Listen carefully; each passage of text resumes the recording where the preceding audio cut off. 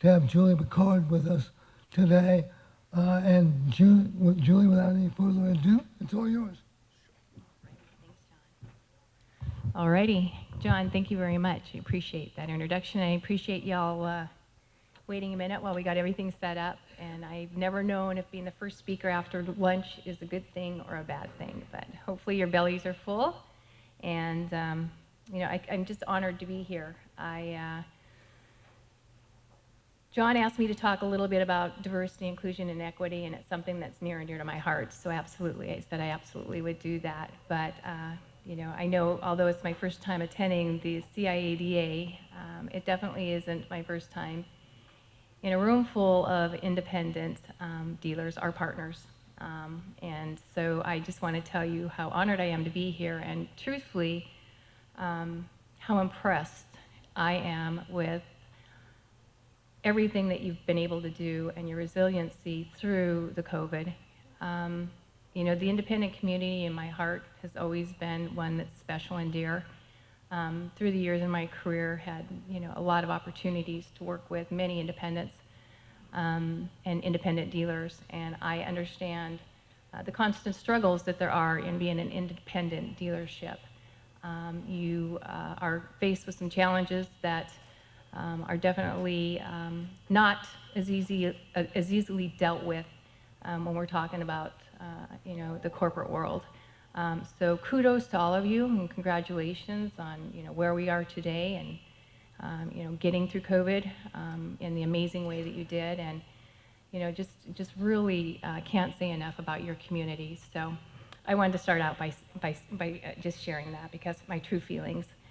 I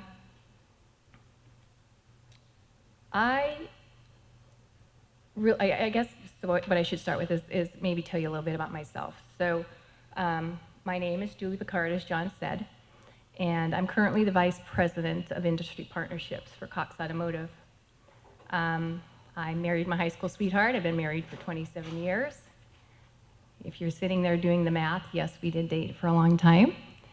And we live in Mesa, Arizona. And we also live in Whitefish, Montana, which COVID's allowed us to spend a lot of time there. Love Whitefish, Montana, love Montana in general. It's where I grew up. My husband grew up there. So definitely loving spending as much time as we can there. I don't have any children, I don't have any pets, and as of right now, we don't even have any plants that are alive. So that's my life, that's my story, and I'm sticking to it. So my current role, I was the regional vice president for the West for Mannheim Auctions. So I oversaw 14 locations, really worked hard on our internal, external relationships there, worked on, trying to culture that definitely delivered excellent customer service, promoted continuous improvement, and accelerated the employee development at our locations. Prior to assuming those responsibilities, I served in numerous leadership roles for Mannheim across the board. So during 2014 and 2015, I was the vice president and general manager of Mannheim, Pennsylvania, which is the largest auto auction in the world, and it's Mannheim's mothership, and I was very honored to do so. Prior to that, I held progressive, importantly, positions in the Seattle area, including I was the market vice president of the West. I was the general manager of Mannheim, Seattle, and prior to that, I spent 3 years in public accounting, and you'll be able to hear a lot more accounting from Laura when she comes up after me. But working for Mannheim, I definitely routinely give back to the community. I've been working for Mannheim since 1992, so I just celebrated my 29th year. I received the Community Involvement and Sustainability Award from COX in 2016. And the previous year, I was featured on the cover of Mid-Atlantic Dealer News, as I was selected to serve on the Lancaster Chamber of Commerce Board of Directors. In 2013, I was honored as part of the Auto Remarketing Women in Remarketing And I was also presented the Lori Dauberful Award for Outstanding Women in the Industry by GE. In summary, let me point out a few highlights about my career as they relate to ID&E. I was one of the first of 7 general managers that were female for Mannheim back in 2003. That was 18 years ago. Currently, we have 8 general managers at Mannheim. The good news is that we do have 18 assistant general managers in the pipeline that will hopefully be able to rise to the occasion of running a location and being a general manager for Mannheim, and absolutely do it much more than that. I was the first and only vice president female for Mannheim over the regions. Excited to have an opportunity to have one woman that was a market vice president with me. However, she really didn't enjoy it and from it. And I think it was due to some of the stresses that go along with being a woman in the industry. I was the first and only female to ever run Mannheim, Pennsylvania. That was 6 years ago. Last year, we celebrated our 75th anniversary at Mannheim, Pennsylvania. So I'm really hoping within the next few years, certainly not as long as 75 years, we have another woman in that seat. I was the first and only female regional vice president. That's 6 years in running, as we don't have any female regional vice presidents as we speak. I'm the first woman to sit on the AASC board. It's the board of directors, and we share data and communication with our clients. I'm the first woman to sit on the joint marketing committee for the NAAA. We manage the sale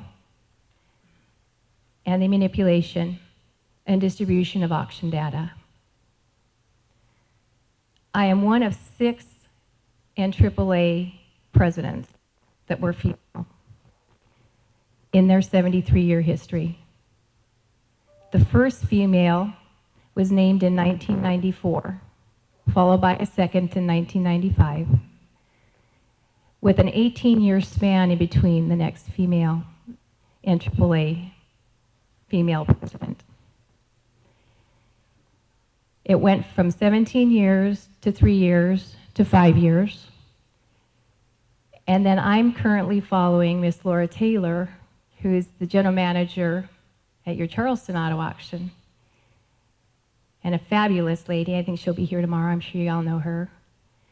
But I'm following in her footsteps after she had an incredibly hard year during the COVID, but did an absolutely amazing job. So as an intelligent, white female executive in a predominantly male-dominated industry, by my own admission, I have done very well. I have probably exceeded any and all expectations that I might have originally started with. For that, I am very grateful. I have many people to thank for that, but most importantly, myself. I've spent many long days and nights building my career. I put in building my career, doing whatever it takes to be ready for the next step. Always wanting to make sure that I'm being selected for the next promotion because I know I'm the right choice, not because I'm a woman or because somebody needs to check a box. In my 29 years with COX or Mannheim, I have never once felt that I didn't receive an opportunity that I was suitably qualified for and best suited for based on my gender. So you're probably thinking, why did you need to know all of this? Well, I have to be honest, when I'm at these things, I always wonder, why am I listening to these speakers? What credibility do they really have? And I have to tell you that my platform on inclusion, diversity, and equity, it's not based just around women. my story is just one that I want to make sure that I'm able to pay forward with all the great things that have happened to me in this career, in all the positions that I've served, all the wonderful people I've been able to lead, and all of the amazing people in this industry. I want women to stop putting their toe in the water and jump in the pool. I am so glad to see this room filled with a lot of women. We need more of us in this industry because it's an amazing industry and we can do great things together with the males in this industry. It's also no secret there's still a huge lack of diversity in the auto industry overall. While it's changing little by little, I want to make sure that I can contribute beyond just myself and my story. Besides women, there are also underrepresented groups across gender, race, class, and I can use my leadership, as can you, to support their positions. I have benefited greatly from someone taking a chance, believing in me, and most importantly, promoting me. They were true advocates for change, and it's my responsibility to pay that forward. So at any rate, look, I mean, as fortunate as I've been in my career, I realize that we still have a lot of work ahead of us. This elephant is so large, so big, that really none of us can tackle it on our own. However, we can do each do more and do our own part by taking big steps and really making bold moves every day. We should be doing more. The great news is that every affiliation that I'm associated with, the ones I mentioned above, agree 100%, as does the CIADA, or I don't think John would have asked me to speak on this topic. As you know, I work for the parent company, COX Automotive, and I just want to share with you that their commitment to diversity and inclusion, they take it very, very seriously. You know, we acknowledge and celebrate all the wonderful differences in our culture, race, sex, sexual orientation, gender identity, and every other shade on the spectrum that is vital and fundamental. Meanwhile, the wheels are moving on every level, with some great work taking place on our team. COX believes that what we thrive on is what makes us different.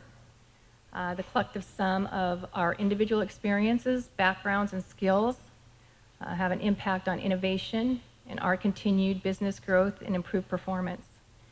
We also believe inclusion is everybody's responsibility. Across all of our businesses and talent practices, we champion inclusion, reflect our diverse communities, and empower our general people to build a better future together. In 2020, COX launched a new goal. It was to improve our executive people of color representation by 50% over 5 years. At the inception, 15% of our 2020 executives were people of color. 38% of our employees are people of color, and 68% of those employees felt like they were treated fairly at work. We are made up of, currently, 44% white males, 23% people of color males, 20% females, and 14% people of color females. We still have a lot of work to do. On our earnings and operations call just last week, everything at COX Automotive, on this side, COX Automotive, all of our scorecards are reflected in using a speedometer. And 100 is we're doing great, and obviously 0 is not good. So in the section on diversity, inclusion, and equity, we are off the charts. I mean, going 160 miles an hour there. So everybody should be cheering. We're in the bright green. But as we drilled down, we realized that COX Communications was actually the part of our business that was making us all look good. We realized that the different divisions that we had within Mannheim, some were doing okay and some not so well. So effectively, immediately, what we put into place is that every position of a director or above must be approved by the ELT team, which is our executive leadership team, which consists of 8 people. Every requisition must have a detailed outline of the candidates you intend to visit with or interview, and it must have a panel of at least 1 woman and 1 person of color, and they cannot be the same. So we are taking it very seriously, even though we're all in the green and could say we're knocking it out of the park. In some areas of our business we aren't, and we need a lot of work. I will add that this does get tied to the performance goals and the performance payouts across all of COX Automotive. So it's definitely something that the leadership, as you would imagine, he's warning on and really takes it to heart. So along with that recent change, I mean, there's a lot of things that we do at COX Automotive. We support a diverse workforce through multiple employee resource groups. About 15% of our 50,000 employees are part of those ERGs. They do about 60 plus events a year related to diversity and inclusion. They have ongoing educational awareness. They have other doctors and other leading specialists in ID&E that visit with our leadership frequently. We spend $1 billion annually with diverse suppliers, and that's intentional. We seek out diverse suppliers. So I think it's important to note on this that our current president, Mannheim, is a woman. Her name is Grace Wong, and she's an Asian woman. And Grace's active leadership in championing diversity and inclusion began early in 2020 in response to the growing social unrest of the recent years. So she had a series of 7 diversity discussions with employees, encouraging them to open up and talk about areas of diversity and inclusion that were on their mind. All of the 7 segments that she had were full, and we got very good response from that.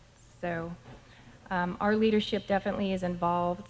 I know a lot of you guys probably use NextGear for your financing, may or may not, but the president of NextGear had a letter that he had written to his team that I wanted to share with you. It really shows the vulnerability of the leadership, and I think it will hit home with a lot of you. NextGear, the title is Let's Stand Together Against Racism. As I began to think about writing to the NextGear family to convey how I was feeling about all of the unrest in our country right now, I wanted to find the perfect words.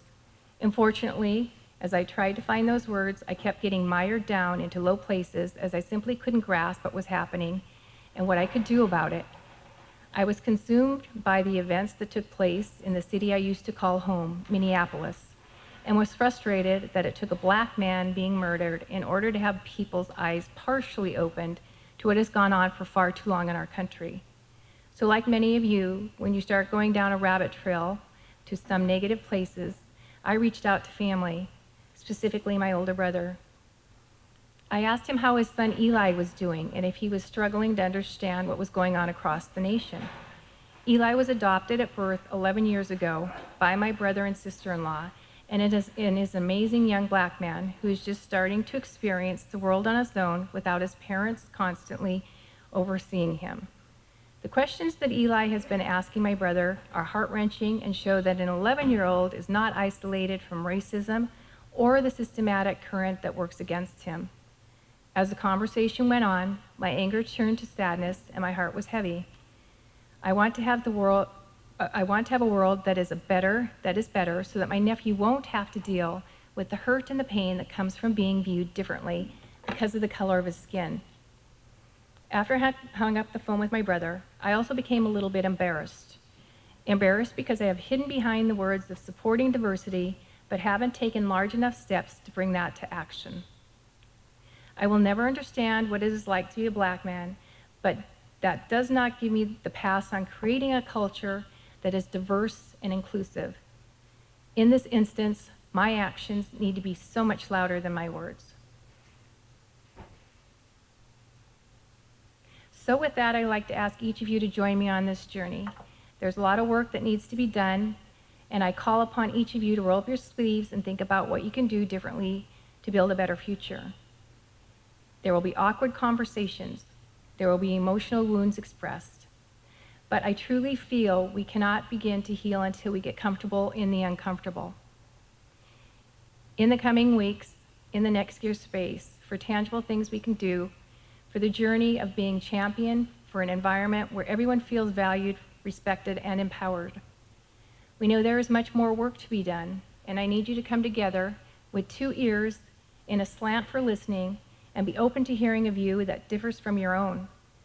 This is only the beginning of a recharged effort to ensure that next year continues to be welcoming and inclusive, and I can't wait to see what we can do together. Beth Scott. I got the chills the first time I read that, and I just got the chills again. I think it really hits home on how we have to open our eyes and really lean in to what's going on around diversity and inclusion. So, in conclusion, I urge you to lean in and being part of the inclusion, diversity, and equity solution, and the tough conversations that go along with it. We all play a role in our progress, especially if you manage people. Moving the needle on ID&E takes continuous and constant work. Discomfort is natural when the topic really matters. Look upon these conversations as a window to a different point of view. I ask that we each assume good intent and willingness to engage, asking and answering thoughtful and educated questions from a place of respect. A breakthrough could be just on the other side of our personal qualms. Not only should this be a world where everyone feels comfortable being who they are, but where diversity is seen and sought after as the asset that it truly is. The same things that make us unique as individuals make us much stronger as a team. Thank you, John, and CIADA members for the invitation to share my story and to speak with you today. Thanks.